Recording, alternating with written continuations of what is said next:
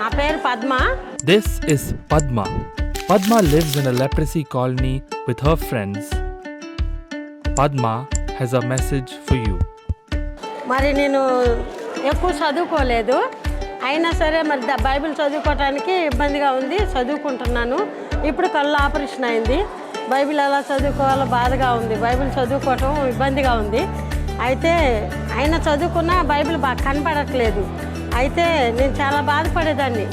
దేవుడి దయ వల్ల, మీ వల్ల మరి ఇవి మాకు అందించినందుకు చాలా చాలా థ్యాంక్స్, చాలా వందనాలు, చాలా చాలా వందనాలు. ఇప్పుడు నేను బైబిల్ చదవకపోయినా దీని ద్వారా రోజు నేను కొన్ని అధ్యాయాలు నేను వినగలను. నాకు చాలా సంతోషంగా ఉందండి. థ్యాంక్స్ అండి, అందరికీ వందనాలు. మీ టీంకు, మీకు ఇక్కడికి మాకు వచ్చి ఇలా ఇచ్చినందుకు చాలా చాలా వందనాలండి. థ్యాంక్స్ అండి. Audio Bibles are a big blessing to the leprosy community.